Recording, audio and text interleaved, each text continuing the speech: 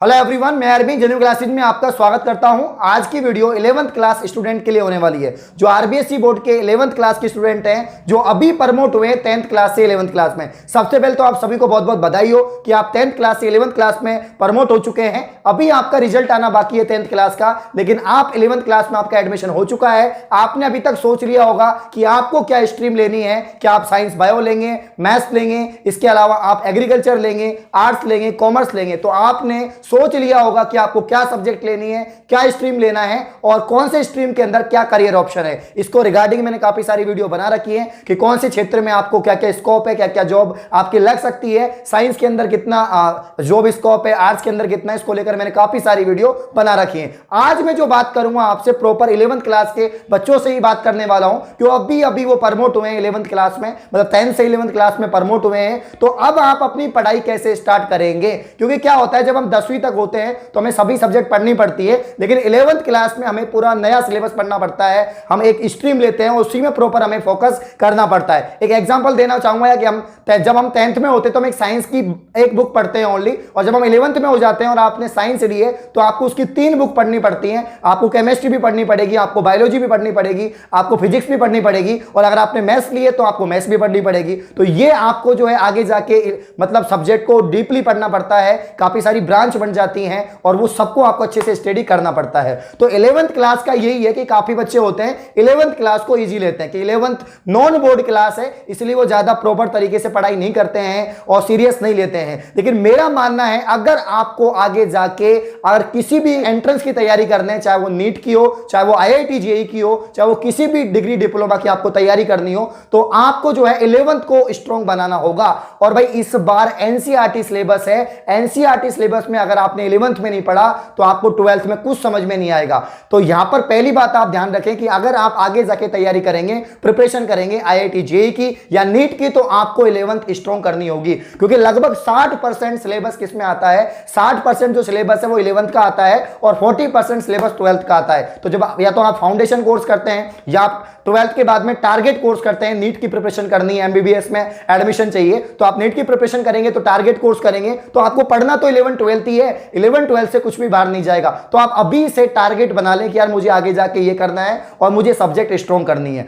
अभी क्या है, अभी लॉकडाउन है, आपकी सभी की स्कूल बंद है, तो अभी आपके पास समय है कि आप घर पे रह के अच्छे से पढ़ सके। अब आप घर पे रह के कैसे पढ़ेंगे, तो भाई ऑनलाइन एक मीडियम है, आपने अपनी स्कूल में अब चूज कर ली होगी कौन सी स्कूल में एडमिशन लेना है, क्या सब्जेक्ट लेनी है। अगर आपने ये डिसाइड कर लिया है तो आप अपनी पढ़ाई भी स्टार्ट कर दो। मार्केट में बुक्स आ चुकी हैं सारी की सारी। NCERT आपको पढ़ना है, 12th में भी NCERT पढ़ना है, लास्ट सेशन से ही NCERT सिलेबस लागू हो चुका है, तो आपको NCERT पढ़ना है। मैं लास्ट में कुछ बुक्स दिखाऊंगा आपको, जो बायोलॉजी स्ट्रीम के जो स्टूडेंट हैं उसकी बुक्स दिखाऊंगा। इस तरह से आपकी बुक आएंगी, तो जितना भी तक परचेज नहीं करिए वो कर सकते हैं। इसके अलावा मैं एक वीडियो बना रखी है कि आप NCERT बुक्स को हिंदी मीडियम, इंग्लिश मीडियम आपको पढ़नी है तो आप ऑनलाइन कहां से डाउनलोड कर सकते हैं, वो वीडियो भी आपको आई बटन में मिल जाएगी, वो आप देख सकते हैं। तो यहां पर मैं आपके डाउट क्लियर करते जा रहा हूं कि 11th में आपको स्टार्टिंग से तैयारी करना क्यों जरूरी है। दूसरी बात, आगे जाके आपको क्या करना है, तो कितना % सिलेबस आएगा। तीसरी बात, आप लॉकडाउन के अंदर कैसे पढ़ सकते हैं, जब तक आपकी ऑफलाइन स्कूल नहीं ओपन होती है, आप कोचिंग ओपन नहीं होती है, तब तक आप कैसे पढ़ सकते हैं।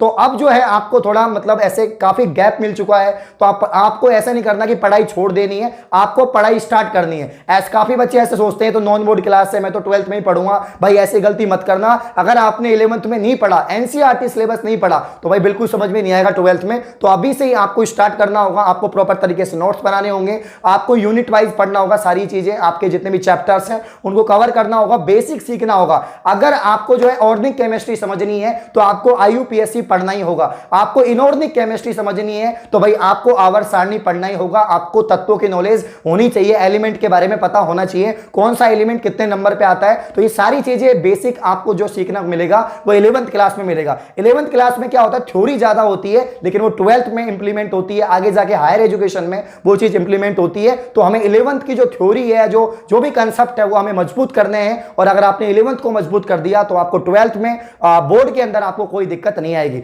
अब काफी बच्चों का जो क्वेश्चन है अभी वर्तमान में कि सर 11th का सिलेबस पिछले सत्र की तरह 60% होगा क्या या नहीं होगा। तो भाइयों सुन लो मेरी बात, 60% आपको दिमाग में निकाल देना है, कुछ भी सिलेबस कम नहीं होगा, क्योंकि नया सत्र जल्दी ही स्टार्ट होगा आपका। वैसे भी कोविड का ग्राफ अब कम हो चुका है, तो आपकी ऑफलाइन स्कूल भी बहुत जल्दी ओपन होंगी, तो आपको जो है पूरा 100% सिलेबस पढ़ना है। और आप ऐसा क्यों सोचते हो कि यार मेरे को 60% पढ़ना है, या आप ऐसा क्यों इंतजार कर रहे हो कि मेरा सिलेबस कम हो तब मैं पढ़ाई स्टार्ट करूंगा? क्योंकि अगर आप ऐसा करते हैं तो आपको आगे दिक्कत आएगी, क्योंकि जब आप एंट्रेंस देंगे, कोई भी IIT JEE की प्रिपरेशन करेंगे, नीट की प्रिपरेशन करेंगे, PTT की प्रिपरेशन करेंगे, BSTC की करेंगे, तो आपको पूरा सिलेबस पढ़ना है यार। तो जब पूरा सिलेबस ही आपने नहीं पढ़ेंगे तो आपको आगे पढ़ना पड़ेगा। पढ़ना तो पूरा ही है क्योंकि पूरा सिलेबस आता है इन एंट्रेंस के अंदर। तो आपको अभी से प्रिपरेशन करनी होगी, सब्जेक्ट को स्ट्रॉन्ग करना होगा, चाहे आपके पास में आर्ट्स हो, साइंस हो, एग्रीकल्चर हो, मैथ्स हो, कुछ भी हो, सब सब्जेक्ट में आपको कमांड बनानी पड़ेगी। क्या बनानी पड़ेगी? कमांड बनानी पड़ेगी। तो 11th वाले बच्चे 2-3 गलती करते हैं जो मैंने आपको बता दिया है। एक तो आप कुछ भी मत सोचो सिलेबस के रिगार्डिंग, पैटर्न के रिगार्डिंग, जो भी पैटर्न होगा, जो भी सिलेबस होगा वो आपको बता दिया जाएगा RBSE बोर्ड द्वारा। अभी आपकी बुक्स आ चुकी हैं तो बुक्स को पढ़ना शुरू कर दो।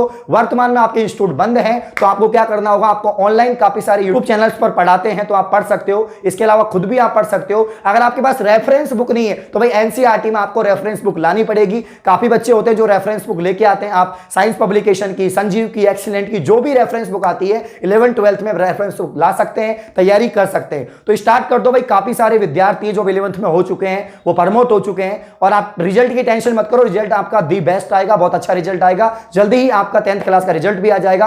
अब अपना पूरा फोकस आप 11th क्लास पे लगाओ और 11th क्लास की पढ़ाई स्टार्ट कर दो। और मैं सभी को बताना चाहूंगा, अगर आप प्रिपरेशन कर रहे हैं अभी से अगर आप फाउंडेशन कर रहे हैं 11th 12th से, आपका सपना है कि मुझे यार MBBS करना है, मुझे आगे जाके BTech करनी है, मुझे इंजीनियर बनना है, डॉक्टर बनना है, या और भी कोई UPSC की, SSC बैंक की आपको प्रिपरेशन करनी है और अभी से आप जो है स्ट्रॉन्ग करना चाहते हैं सब्जेक्ट को, तो आप अनअकैडमी प्लेटफॉर्म पर पढ़ सकते हैं। मैं रेगुलर क्लास ले रहा हूं, जनरल साइंस, स्टैटिक जीके में पढ़ाता हूं। तो आपको मुझसे पढ़ने के लिए क्या करना होगा, प्ले स्टोर से अनअकैडमी लर्निंग ऐप डाउनलोड करना होगा। डाउनलोड करने के बाद रजिस्टर करें, साइन इन करें मोबाइल नंबर से। उसके बाद में गोल सेलेक्ट करें SSC कैटेगरी, और उसके बाद में SSC कैटेगरी सेलेक्ट करने के बाद में आपको क्या करना होगा, आपको फ्री लाइव क्लास में जाना होगा। नाम सर्च करें अरविंद कुंडारा, प्रोफाइल ओपन हो जाएगी, प्रोफाइल पर फॉलो करें। और अभी मेरी क्लास है 8 बजे, क्लास में आ सकते हैं। रोजाना शाम 8 बजे क्लास होती है। डिस्क्रिप्शन में लिंक है क्लास का, उस पर क्लिक करोगे तो अनलॉक कोड आपसे मांगेगा। अनलॉक कोड है genuine 10, GENUINE 10, genuine 10 unlock code है। सभी विद्यार्थियों को आना है जो 11th क्लास में हो चुके हैं। आप अपने करियर के रिगार्डिंग क्या सब्जेक्ट लें, क्या नहीं लें, क्या करना चाहिए, क्या नहीं करना चाहिए आगे जाके, उसको लेकर कोई भी क्वेश्चन आप क्लास में लाइव आकर पूछ सकते हैं। यहां पर मैं आपको कुछ बुक्स दिखा रहा हूं NCERT की। यहां पर बायोलॉजी के जो स्टूडेंट हैं उनकी ऐसी बुक्स आएंगी। ये 11th क्लास की केमिस्ट्री की बुक है और ये केमिस्ट्री फर्स्ट की है ना, ये केमिस्ट्री फर्स्ट की है। इस प्रकार की आपकी बुक्स आएंगी। ये आपके फिजिक्स फर्स्ट की है, आप देख पा रहे होंगे फिजिक्स फर्स्ट की, और ये फिजिक्स सेकंड की है। तो कुछ इस तरह से बुक आएंगे आपकी। केमिस्ट्री की 2 बुक है और फिजिक्स की भी 2 बुक है। बायोलॉजी अगर आपके पास में, तो बायोलॉजी की आपकी एक सिंगल बुक होगी, एक मोटी सारी बुक है। लगभग इसमें कितने चैप्टर हैं, तो भाई इसके अंदर आपके जो चैप्टर हैं लगभग वो आपके टोटल 22 चैप्टर है बायोलॉजी के अंदर। अलग अलग यूनिट में अलग अलग चैप्टर्स हैं, तो ये आपको पढ़नी होंगी। तो अभी से भाई इनको पढ़ना स्टार्ट कर दो। NCERT ऐसे ही समझ में नहीं आती है तो अभी से आप रेफरेंस बुक भी लेके आ सकते हो, नोट्स भी बना सकते हो, और अभी से तैयारी करना स्टार्ट कर दो। जो भी आपका डाउट है आप कमेंट में पूछ सकते हैं, लाइव आकर पूछ सकते हैं। धन्यवाद।